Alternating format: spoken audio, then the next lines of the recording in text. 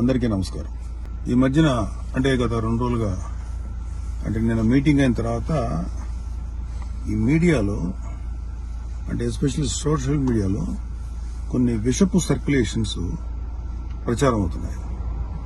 అది చెప్పడం కూడా నాకు ఇష్టం లేదు. ఎవరైనా సరే అలాంటి విషపు సర్క్యులేషన్స్ కనుక ప్రచారంలో తీసుకొస్తే అది చాలా తప్పు. ఎందుకంటే అది జనసేన, బీజేపీ, టీడీపీ కూటమి యొక్క స్పిరిట్ కి అది చాలా తప్పుడు సంకేతాలు ఇస్తుంది. అది ఎవరు చేసినా సరే దయచేసి గుర్తుపెట్టుకోండి. అది ఎవరు చేసినా దాన్ని బ్యాక్ వెళ్లి సోర్స్ ఏంటో పట్టుకొని తగిన విధంగా మీకు బుద్ధి చెప్పాల్సి ఉంటుంది.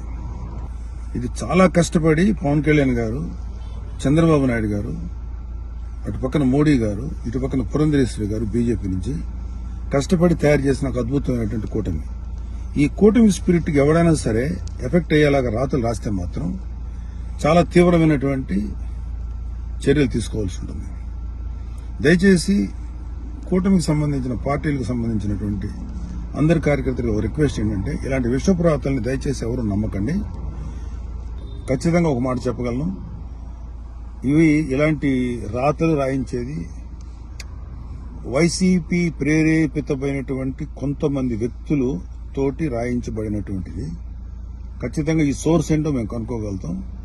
ఎందుకంటే అప్పుడే దీని మీద ప్రోబ్ చేసి ఎవరు పట్టుకోవాల్సిన ఇంట్రెస్ట్ ప్రస్తుతానికి మాకు లేదు, ఎవరు పట్టించుకోం.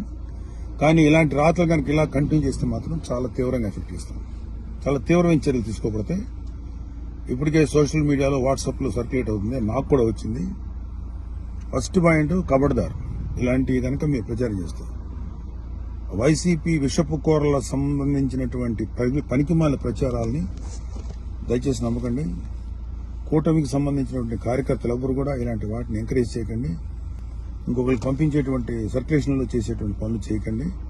ఎక్కడో అక్కడ కట్ చేయండి దీన్ని. కూటమి స్పిరిట్కి దెబ్బ. ఎందుకంటే ఈ కూటమి 3 నాయకుల కష్టంతో చేసినటువంటి ఒక కూటమి. ఇది ఏ ఒక్కరి శ్రమ కూడా వృధా అయిపోయినా ఇది ఎవరైతే ఇట్లాంటి మాటలు ప్రచారం చేస్తారో వాళ్ళ మీద చాలా తీవ్రమైన చర్య తీసుకుంటాం. Be careful. జై జనసేన, జై తెలుగుదేశం, జై బీజేపీ, జై హింద్.